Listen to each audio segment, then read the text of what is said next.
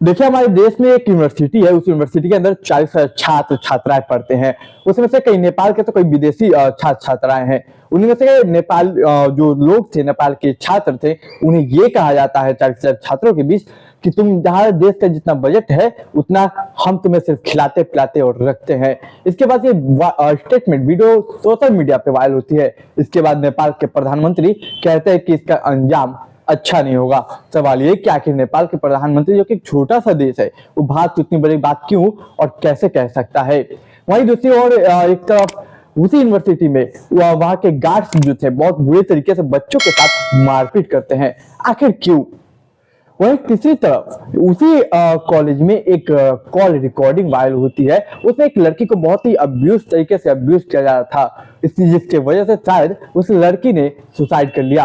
आखिर ये एक दिन में ऐसा क्या क्या हो गया और वो आखिर विश्वविद्यालय कौन सा है और ये बात इतनी बड़ी कैसे हुई कि नेपाल तक पहुंची और नेपाल ने इतनी बड़ी बात भारत के लिए कह दी। तो नमस्कार, मेरा नाम है विवेक सिंह और इतनी सच्ची कहानी में आपका स्वागत करता हूँ। चैनल को सब्सक्राइब कीजिए। आज की कहानी में शुरू करता हूँ।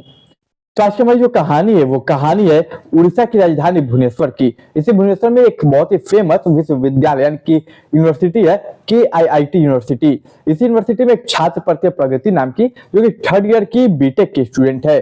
दरअसल तारीख थी 16 फरवरी साल 2025। लगभग 2:50 से 2:51 के बीच का समय हो रहा होगा। वो लड़की जो थी अपने माँ को कॉल करती है। उसकी माँ जो कि नेपाल में रहती है, माँ को कहती है कि माँ एक इवेंट यानी कि कार्यक्रम में जा रही हूँ, मैं वहां से आके आपसे बात करूंगी। दरअसल माँ और बेटी की बात करने के दौरान जो नेटवर्क इशू था वो काफी हो रहा था और ये पहली बार नहीं, पहले भी नेटवर्क इशू होते थे, जिसकी वजह से जो प्रगति थी, जो माँ की बेटी थी, वो कहती है कि मैं माँ वापस आने के बाद बात करूंगी। लेकिन यहीं पे दूसरी तरफ उसके जो तमाम कलीग्स थे, तमाम जो स्टूडेंट छात्र छात्राएं दोस्त थे, वो लोग इसको लेने के लिए आते हैं। लेकिन देखिए, लेने के लिए आते पढ़ते पढ़ते जहां जहां रहती थी वहां पे दोस्त जाते हैं। उन्हें नहीं पता था कि वो उसी यूनिवर्सिटी के अपने ही हॉस्टल के अपने एक रूम में है। ये बात से अनजान थे उनके दोस्त, इसलिए उन्हें लगता है कैंटीन में होगी, लाइब्रेरी में होगी या कहीं और होगी। वो चारों तरफ खोजते हैं, वो लड़की नहीं मिलती। खोजते खोजते फाइनली यूनिवर्सिटी के उस हॉस्टल के उस रूम में पहुंचते हैं जहाँ पे वो लड़की रहती थी। और जैसे दरवाजा उनके दोस्त खोलते हैं, सामने जो दृश्य था वो वाकई में हैरान करने वाला था। वो लड़की मर चुकी थी। सोचे, जो लड़की अभी कुछ मिनटों पहले अपनी माँ को ये कही कि माँ मैं कार्यक्रम से आके आपसे बात करूंगी क्योंकि अभी आवाज क्लियर नहीं आ रही है, वो लड़की को आखिर क्या हुआ कि वो मर गई। दरअसल वो लड़की नेपाल की रहने वाली थी, यहाँ पे KIIT में पढ़ने आई हुई थी और उसकी माँ जो कि नेपाल में रहती थी। अब ऐसे अचानक गायब होने के बाद जब दोस्तों ने खोजा वो मरी हुई मिली तो सभी दोस्त चौंक गए।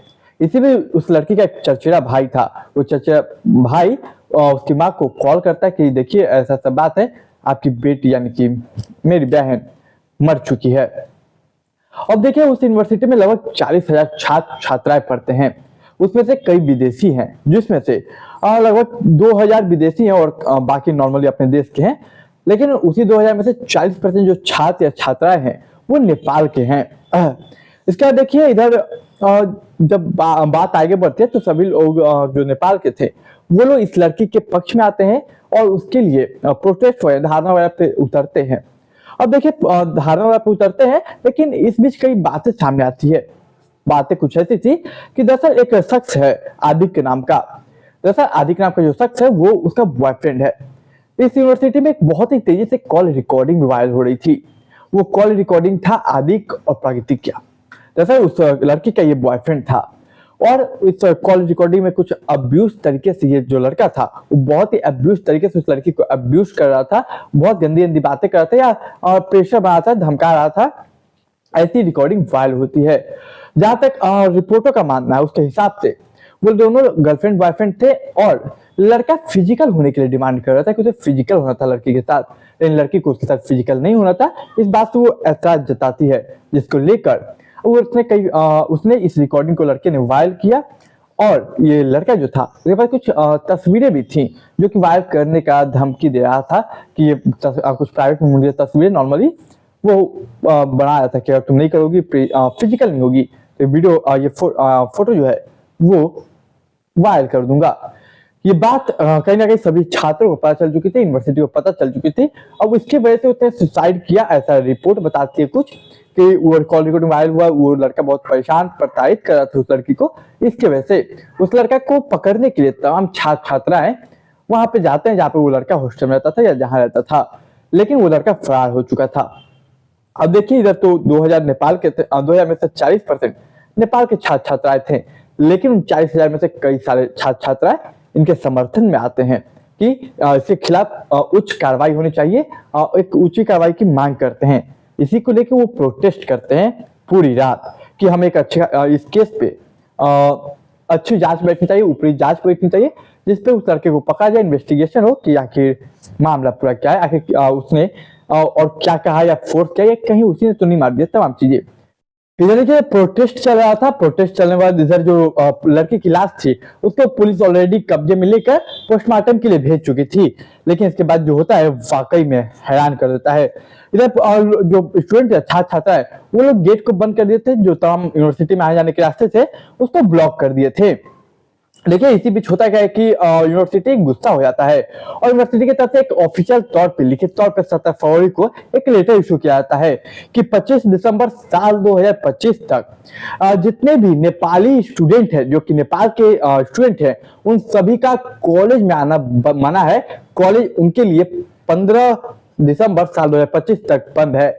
और ये कॉलेज यानी कि यूनिवर्सिटी माफ किया, यूनिवर्सिटी केवल और केवल नेपाली स्टूडेंटों के लिए बंद किया गया था। अब जब ये बात होती है साथ में एक लेटर ये भी निकलता है कि जल्द से जल्द हॉस्टल को खाली कर दिया जाए।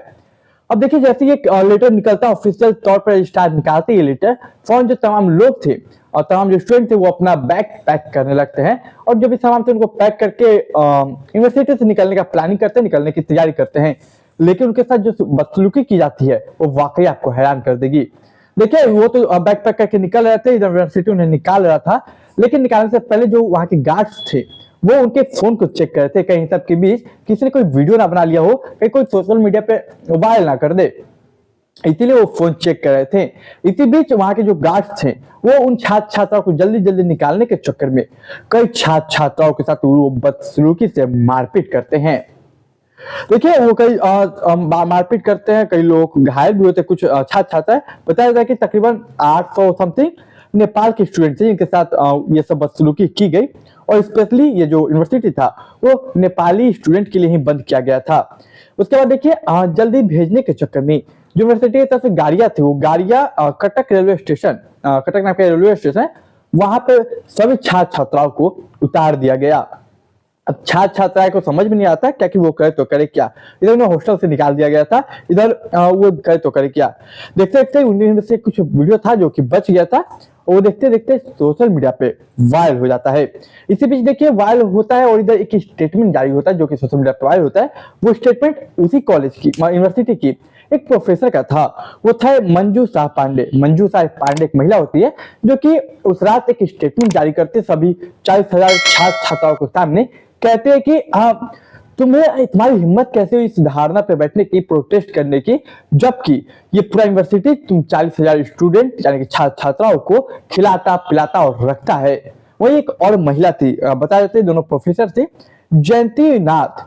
वो कहती है कि नेपाल के स्टूडेंट को स्पेशली कहती है कि तुम्हारे देश का जितना बजट नहीं है उससे ज्यादा हमने तुम्हें खिलाया पिलाया और रखा है, जितना खर्च होता है तुम्हें खिलाने पिलाने और रखने में उतनी तो तुम्हारी देश की बजट भी नहीं है। इसके बाद ये सब जो चीजें होती है रेलवे स्टेशन पे उन्हें उतार दिया जाता है। उसके बाद ये वीडियो जब वायरल होता है सोशल मीडिया पे, देखते देखते सबसे पहले ये वीडियो नेपाल में पहुंच जाता है और नेपाल में जब वायरल होता है तो यह वहां के प्रधानमंत्री के पास भी ये वीडियो जाता है। वहां के प्रधानमंत्री केपी शर्मा ओली जब वो देखते ये वीडियो को कि उनके छात्र छात्राओं को निकाल दिया गया है कॉलेज से, हॉस्टल से, यूनिवर्सिटी से निकाल दिया गया है, तो उन्हें गुस्सा आता है। वो फौरन इस चीज की जांच करने के लिए अपने 2 अधिकारियों को भेजते हैं कि जाओ देखो आप बच्चों को कोई दिक्कत नहीं होनी चाहिए, जो हो तुम देखो। और बच्चों को 2 ऑप्शन दिया जाता है नेपाल की तरफ से। पहला कि आप एक काम कीजिए, वापस हमारे देश यानी कि अपने देश आ जाइए। दूसरा ऑप्शन कि आप वहीं पर रहिए, जाइए हॉस्टल में रहिए। जब वीडियो नेपाल में वायरल होती है, पूरे देश में वायरल होती है, तो ये ऊपरी लेवल की मीटिंग बैठ जाती है। ऊपरी लेवल की मीटिंग में ये बात उठती है कि भाई आखिर बात क्या है, आखिर इतनी बड़ी बात हो कैसे गई। जब ऊपरी मीटिंग में जब सीनियर ऑफिसर इन्वेस्टिगेट करते हैं तब पता चलता है कि भाई कि मामला क्या है। आखिर वो जो एक लड़का है आखिर यूनिवर्सिटी उसको पकड़वा क्यों नहीं रहा, आखिर उसको बचा क्यों रहा है। दरअसल यूनिवर्सिटी ने अपनी तरफ से पूरी कोशिश की उस शख्स को बचाने के लिए, और इतनी बड़ी बात, इतनी जो बवाल हुआ वो शायद उसी के लिए हुआ। उन्होंने कहा, सीनियर अधिकारियों ने, सीनियर लोगों ने, कि यार वो बच्चे जो है वो सही तो मांग कर रहे कि इस केस के ऊपर जांच होनी चाहिए, ऊपरी जांच होनी चाहिए और सही तरीके से होनी चाहिए। बच्चों ने गलत किया क्या है कि यूनिवर्सिटी ऐसा उनके साथ बिहेव कर रहा है, ऐसी बदसलूकी कर रहा है। जब इसके बाद पता चलता है तो पता चलता है कि एक इन्फॉर्मेशन कि वो जो लड़का है वो लखनऊ का रहने वाला है। वो लड़का का कहीं ना कहीं फैमिलियर पॉलिटिशियन कनेक्शन है, मतलब कि लड़का के फैमिली से किसी पॉलिटिशियन का रिलेशन है, या फिर फैमिली के लड़के के फैमिली में कोई पॉलिटिशियन है, इस टाइप की सूचना। मतलब कि एक लड़के को बचाने के लिए पूरा यूनिवर्सिटी 40,000 छात्र छात्राओं को छोड़ना चाहता है। मतलब कि एक शख्स या एक छात्र इतना इंपॉर्टेंट हो सकता है यूनिवर्सिटी के लिए कि वो 40,000 छात्र छात्राओं यानी कि 39,999 छात्र छात्राओं पे क्या असर पड़ेगा इसका वो एक बार भी नहीं सोचता यूनिवर्सिटी। आखिर ऐसा क्या बात है। इसके बाद देखिए, अब यूनिवर्सिटी पे धीरे धीरे प्रेशर बढ़ने लगता है। प्रेशर इसलिए बढ़ता है क्योंकि ये बात पूरा देश विदेश में वायरल हो चुकी थी, और सीनियर अधिकारी हो या फिर सीनियर पॉलिटिशियन हो, वो सभी लोग इस मामले को देखने लगते हैं।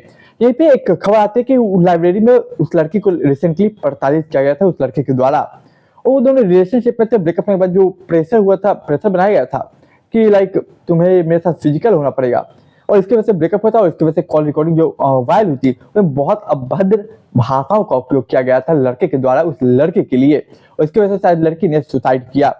इसके बाद देखिए, उसका जो चचेरा भाई था, वो चचेरा भाई वो एक FIR दर्ज करता है, और इसके बाद इस मामले पे इन्वेस्टिगेशन होती है। अब देखिए, इसका असर कुछ यूं पड़ता है कि यूनिवर्सिटी भी अब पहले तो पूरा तोपने का मामला की कोशिश कर रहा था कि लड़की का बात यहीं पे रह जाए, यहीं पे खत्म हो जाए और वो लड़का बच जाए, इसलिए यूनिवर्सिटी ने जल्दी जल्दी ये सब फैसला लिया। रजिस्ट्रार ने लेटर निकाला और स्पेशली नेपाली स्टूडेंट के लिए पूरा यूनिवर्सिटी बंद कर दिया अगले कुछ महीनों के, लगभग 15 दिसंबर साल 2025 तक के लिए। अब जब यूनिवर्सिटी पे प्रेशर बना तो वो लोग कुछ अधिकारियों को, कुछ गार्ड्स को सस्पेंड करते हैं, क्योंकि ये गार्ड्स थे जो कि बच्चों पे मारपीट किया था बच्चों के साथ, ताकि उन्हें जल्दी निकाला जाए। और कुछ बच्चों ने रिकॉर्डिंग किया था, उस वीडियो को डिलीट करने के बाद रिकॉर्डिंग को किया गया, इसलिए उसने मारपीट किया था। उसमें से 2 गार्ड थे, एक रामाकांत और एक थे जोगिंदर। रामाकांत और जोगिंदर ये दोनों गार्ड थे जिन्होंने बच्चों के साथ बहुत बुरे तरीके से मारपीट किया था। इनको सबसे पहले निकाला गया ड्यूटी से, और उसके बाद कुछ निचले कर्मचारी थे जिनको सस्पेंड किया गया, जिनमें से कुछ नाम था सुधीर कुमार, प्रताप कुमार और शिवेंद्र मिश्रा, शिवनंदन मिश्रा। जिनमें से कुछ जिनको सस्पेंड किया गया उनमें से कुछ कर्मचारियों का नाम था शिवेंद्र मिश्रा, सुधीर कुमार और एक प्रताप कुमार। इन तीनों निचले जो काम करने वाले थे उन्हें सस्पेंड कर दिया गया।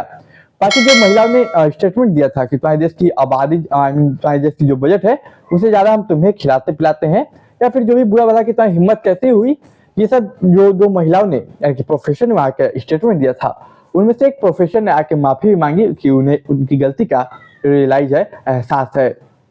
देखिए, अब इस केस पे इन्वेस्टिगेशन चल रही थी। इसी दौरान लखनऊ के वही भुवनेश्वर के एक एयरपोर्ट से उस लड़के को गिरफ्तार किया जाता है। तो आप बताइए कि ये जो मैंने आपको अभी कहानी सुनाई उस पर आपको क्या लगता है कि यूनिवर्सिटी ने कितना गलत किया। मैं कहने का मतलब क्या ये सही है किसी के स्टूडेंट को बचाने के लिए, भले ही कोई पॉलिटिशियन का बेटा हो या पॉलिटिशियन से रिलेटेड हो, उसको बचाने के लिए 39,999 बच्चों का भविष्य दांव पे लगाया जाए। और क्या ये एक तरीके से सही है कि हमारे देश में स्पेशली कंट्री के बच्चों को निकाल दिया जाए, सस्पेंड कर दिया जाए अगले कुछ महीनों के लिए पूरी यूनिवर्सिटी से। इस घटना ने सिर्फ अपने देश में ही नहीं बल्कि दूसरे देशों में भी एक ऐसा इमेज खराब किया है जो कि शायद भारत का सुधारना मुश्किल होगा, क्योंकि भारत का जो इमेज है बहुत ही अच्छा भी है, लेकिन जब ऐसी घटनाएं हमारे देश में होती है और विदेशी लोगों के साथ जब ऐसी घटनाएं यानी कि कह सकते हैं कि गलत किया जाता है, तो लाजमी है कि इमेज खराब होगा। और यूनिवर्सिटी ने वाकई में बहुत गलत काम किया और लगातार ये टारगेट किया गया था नेपाली स्टूडेंट को, क्योंकि जो भी उसके समर्थन में थे लड़की के उन्हें निकाल दिया गया हॉस्टल से रातों रात। बताइए आपकी इस कहानी पे क्या राय है, आप क्या कहना चाहते हैं, अपनी राय कमेंट बॉक्स में जरूर रखिएगा। मैं मिलूंगा एक नई कहानी में, तब तक के लिए आप मुझे इजाजत दीजिए। इस वीडियो को ज्यादा शेयर कीजिए, कमेंट कीजिए, लाइक कीजिए। नमस्कार, मैं मिलूंगा एक नई कहानी में।